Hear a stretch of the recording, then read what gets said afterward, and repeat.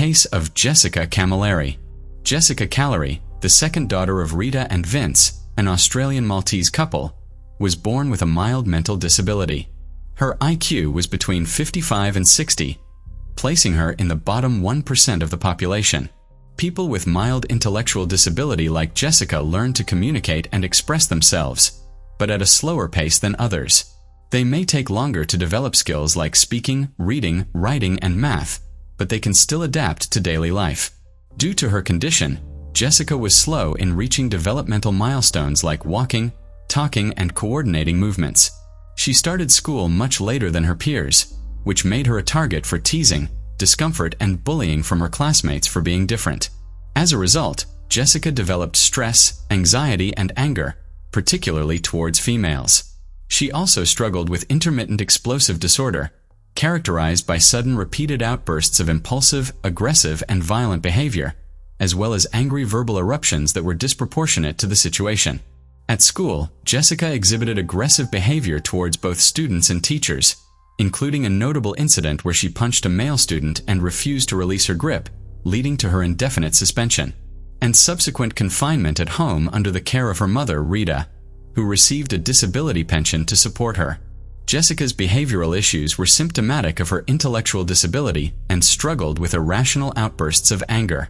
Furthermore, she was diagnosed with attention deficit hyperactivity disorder, ADHD, a chronic brain condition that affects millions of children worldwide, making it challenging for her to regulate her behavior.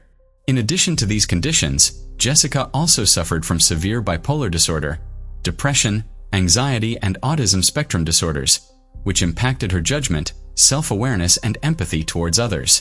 She had obsessive tendencies, such as fixating on her three favorite numbers, 2, 3, and 5, each of which she associated with a specific color, yellow, green, and purple.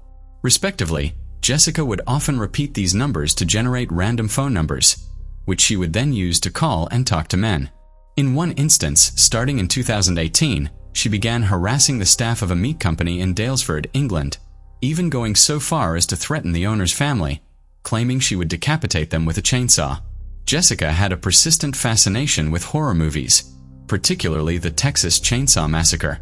She would spend hours rewatching disturbing videos, and this obsession often led to furious outbursts when her mother, Rita, tried to restrict her access to these films. Jessica and her mother lived together in a house in St. Clair, a suburb of Sydney, New South Wales, Australia.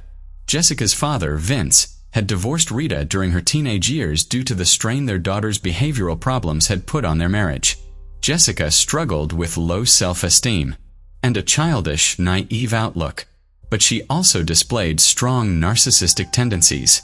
Deep down, she felt she was one of a kind and entitled to special treatment due to her mental disability. This occasionally led her to be exploitative and egocentric. Despite this, Rita remained devoted to caring for her daughter, acknowledging her issues, but feeling a strong sense of responsibility to look after and protect her. Rita even went so far as to reach out and apologize to one of the recipients of Jessica's harassing phone calls, confessing that she was at a loss for how to manage her daughter's behavior. Jessica was very close to her mother, who dedicated her life to taking care of her and meeting all her needs. Instead of sending her to a psychiatric institution for full-time care, her mother chose to keep her at home. In fact, Rita's life revolved around Jessica.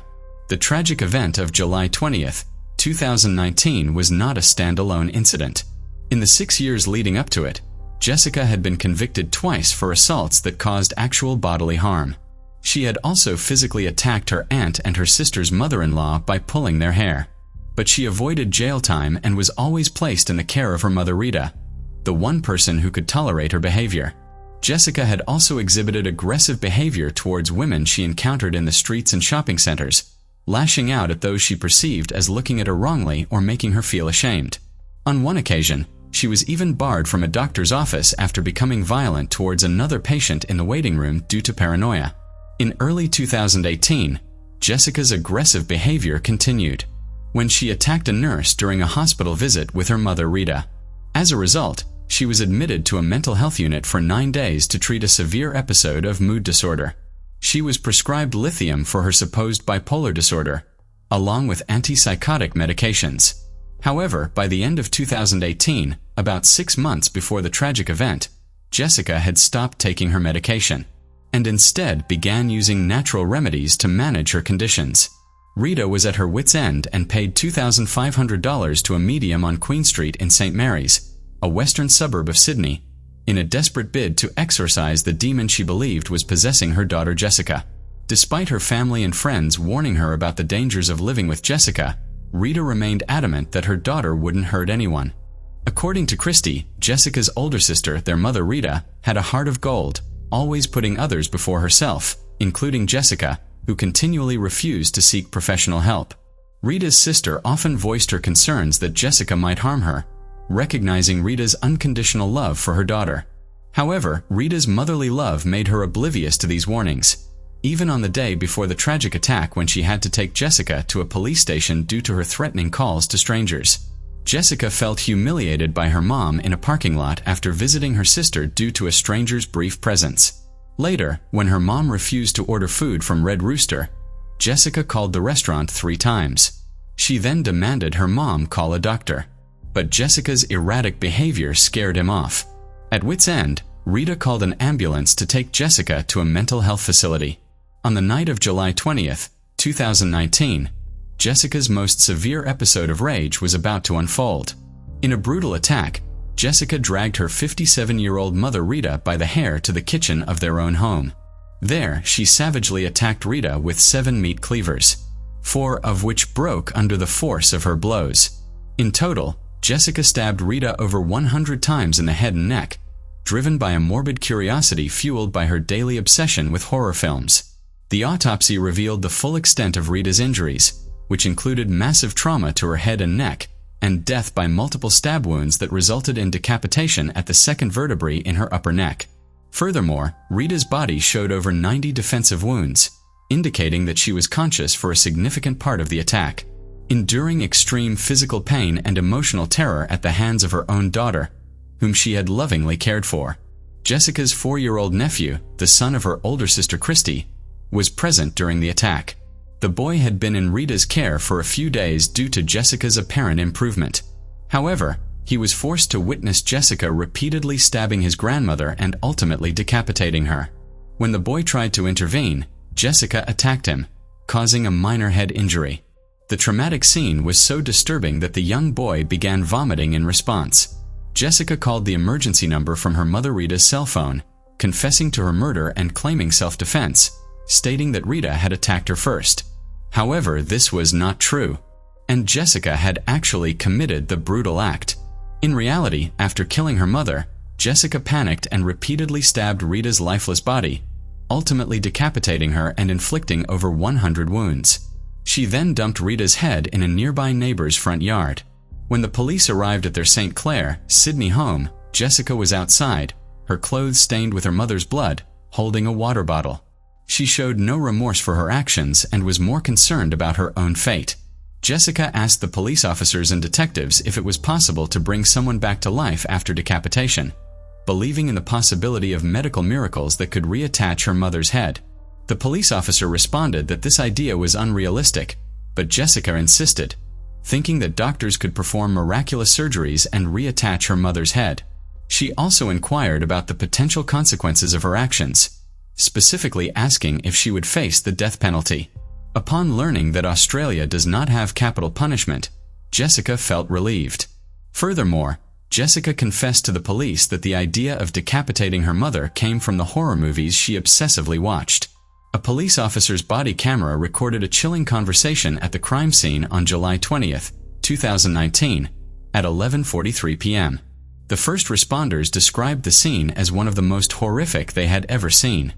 The next day, July 21st, 2019, Jessica appeared in court but didn't apply for bail.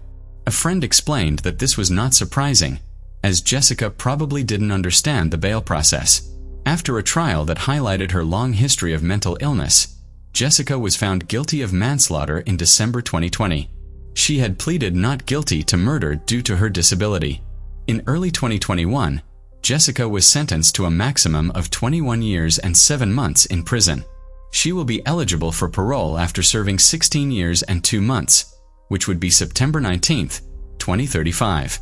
The prosecutor argued that Rita's brutal murder was the culmination of a lifetime of escalating violence by Jessica, which started with hair-pulling and eventually led to a deadly explosive attack. The prosecutor also stated that Jessica posed a moderate to high risk of reoffending and remained a danger to the community. Christy, Jessica's older sister, said that Jessica had killed and butchered their mother, and for that she could never forgive her. However, Rita's sister held a different view, hoping that Jessica would get the help she needed and that Rita could finally rest in peace, knowing that Jessica was being cared for by a system that had failed her when she was alive. The judge presiding over the case offered counseling services to the jury members, recognizing that the disturbing evidence they had heard could haunt them long after the trial.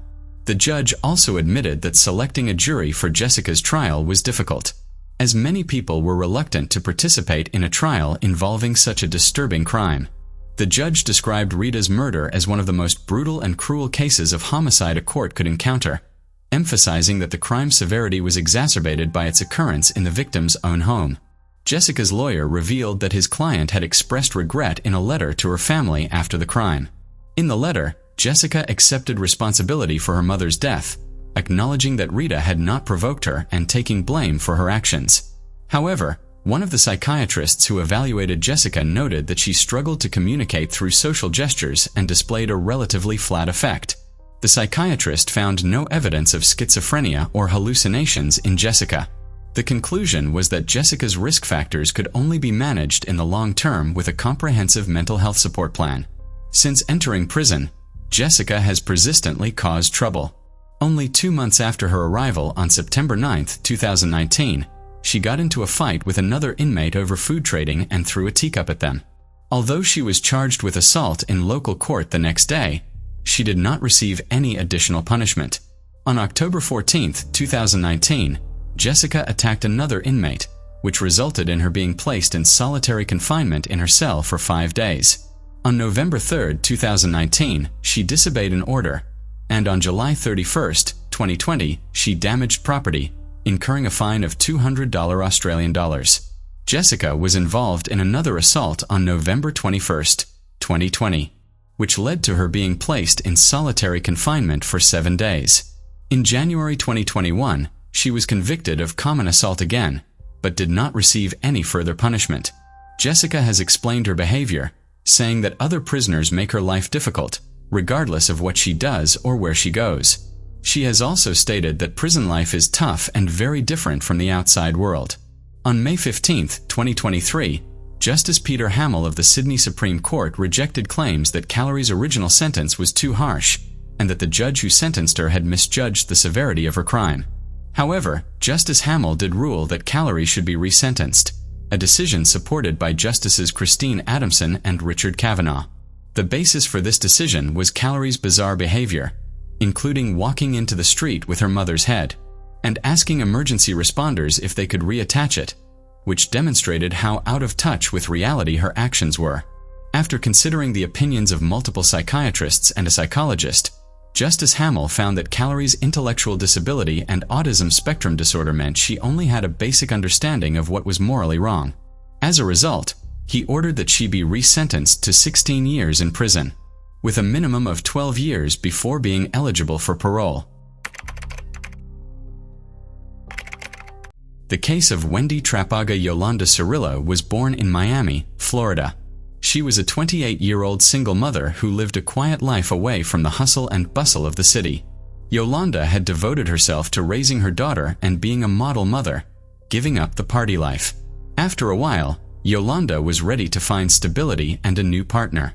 She began a relationship with Michelle Escoto, a man known for his good looks and impeccable grooming. Their relationship, which started out innocent and harmonious, gradually developed into love. Yolanda and Michelle met at a computer engineering school, although they had opposite personalities. She was calm and practical, while he was a romantic, adventurous, and gregarious person. Despite their differences, they found each other and began a promising relationship. Michelle and Yolanda Cirillo seemed like an unlikely couple.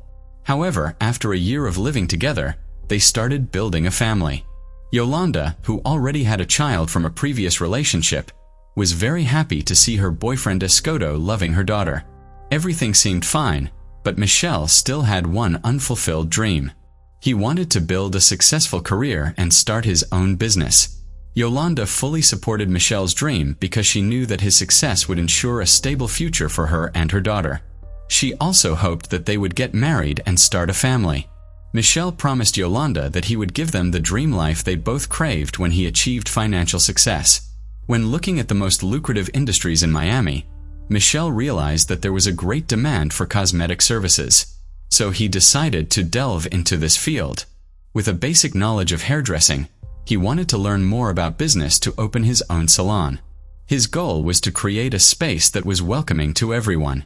Michel found a beauty school near where he lived and enrolled in February 2002.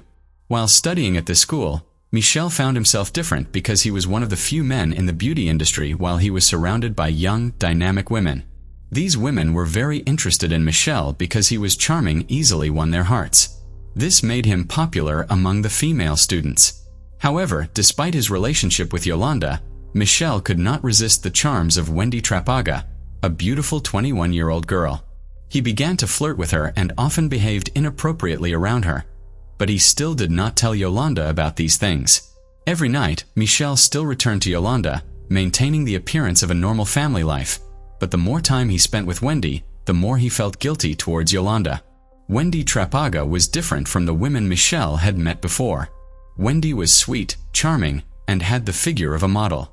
Wendy was born on April 29, 1981, the daughter of Miriam and Ernest. She grew up in a normal and loving family.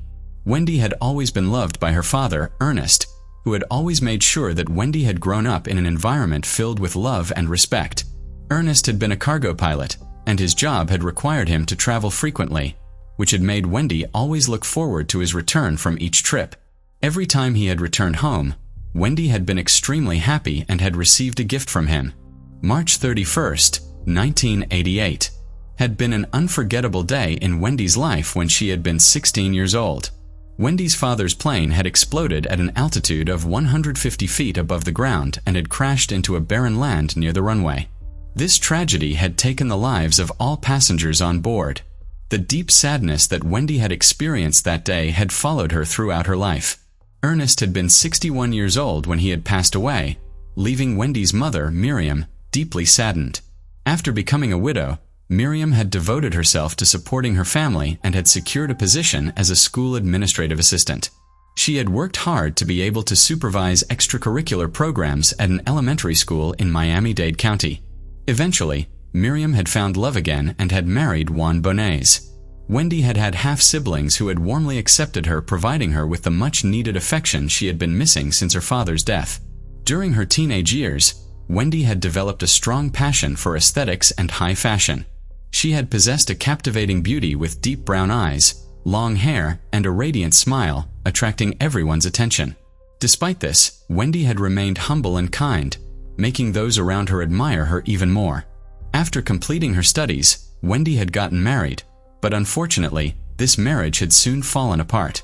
This had motivated her to pursue her passion and learn from her relatives who had run beauty salons. So she had enrolled in Label Beauty Academy in Miami. There, Wendy had met Michel Escato, a man who could make her smile. Michel's charm and compliments had captivated her. Michel had introduced himself as an executive in the web design industry, with a degree in technology. Perhaps the loss of her father at an early age had made Wendy more sympathetic to older men, considering them safe. However, Michel had not revealed to Wendy that he had a girlfriend, Yolanda. Instead, he had spent more time with Wendy. The feelings between Wendy and Michel had grown deeper and deeper, and they had spent more time together. While Yolanda had thought that Michel was focused on his career, the relationship between Wendy and Michel had naturally turned from emotional to physical. Wendy and Michel had gradually become inseparable. However, Yolanda had felt confused by the changes in her relationship with Michel, even though they had been together for more than 2 years. She had not known that Michel often met other women, one of whom had even sponsored his studies. Initially, Michel had only seen Wendy as a friend, but over time, he had begun to feel deeper feelings for her. He had appreciated the freedom and lack of pressure in his relationship with Wendy. However, Michel had always kept his relationship with Wendy a secret. Even though Michelle and Wendy had been entering their second month of a romantic relationship, Michelle had hidden it from everyone, which had made Wendy feel confused. Yolanda had also felt that Michelle seemed to be growing more distant, and their relationship had started to feel more like best friends than lovers. Yolanda had become suspicious of Michelle's schedule, and the silence had made the two of them grow more distant.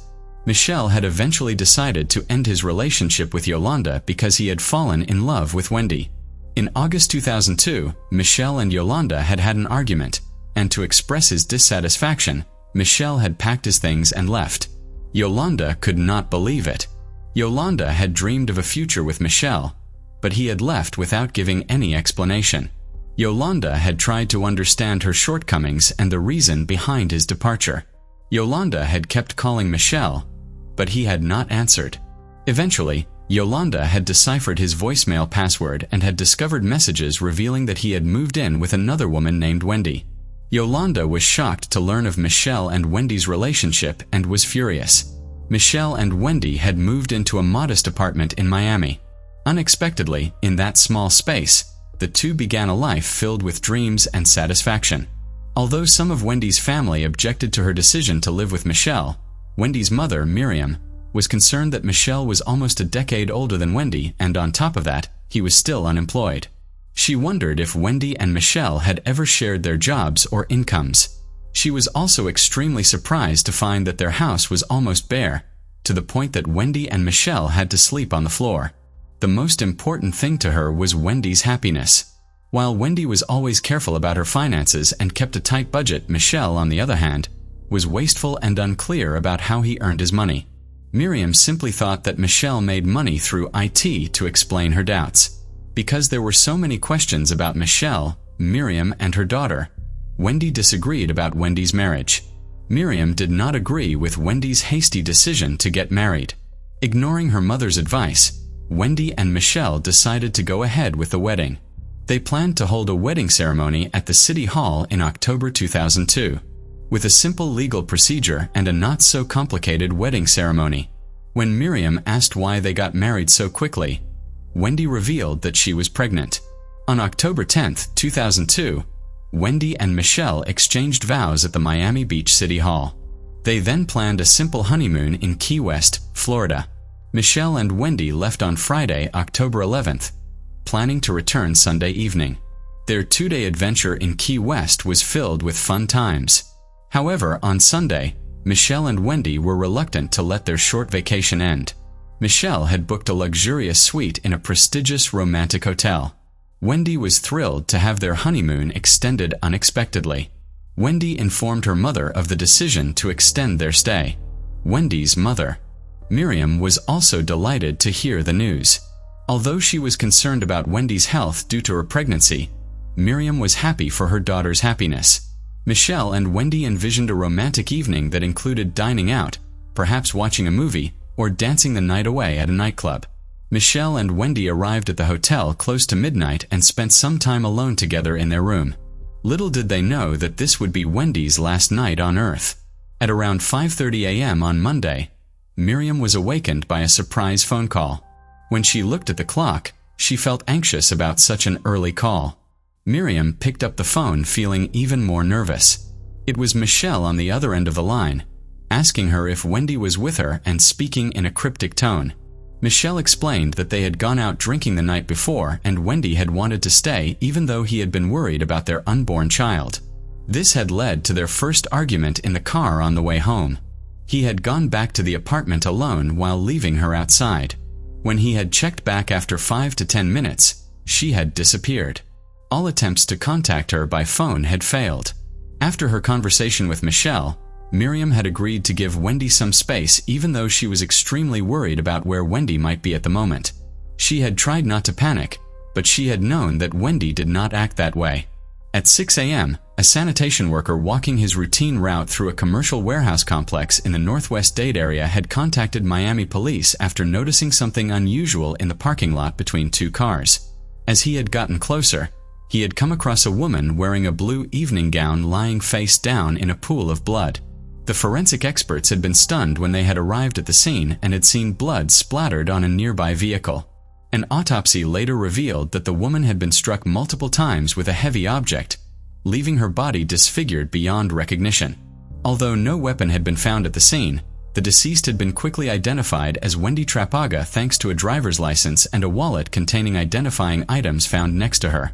When Miriam had received the devastating news of her daughter's death, she had been plunged into a deep depression. Tears streaming down her face, Miriam, who had lost her husband, now had to deal with the sudden loss of her daughter. As the detectives had worked to determine the cause of Wendy's death, Miriam had received a call from Wendy's husband, Michel, asking for any updates on Wendy. Miriam had been speechless and had struggled to convey to Michel that Wendy was no longer alive. A detective had intervened, taking over the call to inform Michel that they would be visiting his home to discuss the matter in detail.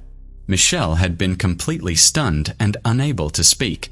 The police had taken Michel to the police station to gather more information. During a 14-hour interrogation, Michel had recounted the events of the evening leading up to Wendy's tragic death. As they had left the hotel and driven home around 3 a.m., Michel and Wendy had gotten into an argument over drinking. During the argument, Wendy had unexpectedly admitted to Michel that she was not pregnant, which had added to the tension of the argument. As they had approached their apartment, Michel had decided to go inside to give them both time to calm down, leaving Wendy in the car. That had been the last time he had seen Wendy.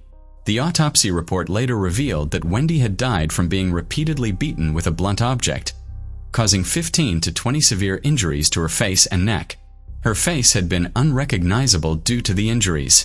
There had also been signs of strangulation. Investigators had also found strange DNA on Wendy's dress. A physical examination had revealed that Wendy had had alcohol and sedatives in her system. Her estimated time of death had been between 3 and 5 a.m. on October 14th.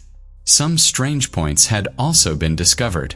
Wendy had been found without shoes, but her feet had been clean. In addition, there had been no injuries to her hands and feet, suggesting that she might not have resisted during the attack, or that she might have been unconscious or restrained. The medical examiner had also confirmed that Wendy had not been pregnant at the time of her death, raising further questions about the reason behind her lie. Authorities had found a new lead. They had discovered that Michel had made a phone call at 3:15 a.m. the day his wife had died. Detectives followed up on a crucial lead and discovered that Michel's last call had been made to his ex-girlfriend Yolanda. When informed of Wendy's death, Yolanda shared her love story with the police. She admitted to having had deep feelings for Michel and was heartbroken by his sudden passing. Despite attempts to contact him, he remained unresponsive until the fall of 2002 when he returned her call. When questioned, Michel admitted to having had an affair with another woman but maintained that he had no feelings for Wendy. He said that he still loved Yolanda and hoped to reunite with her. Yolanda, who still loved Michel, trusted him again and hoped that this would rekindle their romance. However, Michel continued to live a double life. The investigation was hampered by the lack of solid evidence, including DNA, fingerprints, surveillance camera footage, or even a murder weapon. All they had were unsubstantiated statements. About 2 months after Wendy's death, Michel re-emerged as a prime suspect in the case. After being caught planning to cash in Wendy's life insurance policy, questions were raised about the true motives of Michel, who was the primary beneficiary of the policy. After this discovery, detectives suspected that Michel had a strong financial motive, seeing as the insurance policy was worth $1 million. The investigation team continued to pursue this theory. On the other hand, an unexpected aspect of Michel's personal history was revealed during the investigation. Michel had previously been arrested and charged with armed robbery. He was also charged with unlawful possession of a firearm and possession of drugs. 3 years after Wendy's death, detectives decided to interview Yolanda again, suspecting that she had more information than she had previously disclosed. After Wendy's death, Michel and Yolanda reunited and moved in together, but their life together was not a happy one. When Yolanda was brought in for questioning, law enforcement officers presented evidence that Yolanda had been the one who had funded Michel and Wendy's vacation after they had married. The police forced Yolanda to reveal the truth by warning her of the consequences of lying. Yolanda gradually opened up to the police. According to her testimony, when Yolanda and Michel resumed their relationship in the fall, Michelle told her that he had to marry Wendy because Wendy was pregnant. However, in reality, Michelle was indifferent to Wendy and planned to get rid of her to get the $1 million insurance money. Michelle and Yolanda's ultimate plan was to kill Wendy and take her huge insurance money. Yolanda was blinded by her love for Michelle and decided to go along with Michelle's plan. The only thing she cared about was that Michelle would reunite with her. According to the following testimony, after failing to get rid of Wendy during the holiday, Michelle decided to take drastic action. Michelle had laced Wendy's drink with a sedative in their hotel room. When Wendy began to fall asleep, Michelle took her outside and put her in the car. In the middle of the night, Michelle went to Yolanda's house and asked her to let him use her car. Michelle then went to a parking lot far from the residential area in Northwest Dade and asked Yolanda to stay in the car for a while. Yolanda then witnessed Michelle returning to her car with blood on his hands and a crowbar. They continued to Biscayne Bay, where Michelle removed the murder weapon and washed away the evidence of the crime. Yolanda then drove Michelle back to the residence she shared with Wendy, where Michelle disposed of his bloody clothes. However, Yolanda's testimony may have been unreliable. Yolanda may have been more directly involved in the murder of Michelle's wife.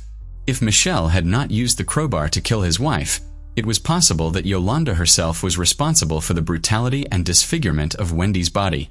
Unfortunately, the truth of this case may have remained unknown due to Yolanda's immunity agreement that protected her from arrest or prosecution. This was used by Michelle's attorney to place the blame entirely on Yolanda in order to protect his client. However, after deliberating for just 2.5 hours, the jury convicted Michelle Escoto of first-degree murder and sentenced him to life in prison without parole. While Wendy's family finally felt that justice had been served after years of waiting, they were not entirely satisfied that Yolanda Cirillo would continue to walk free.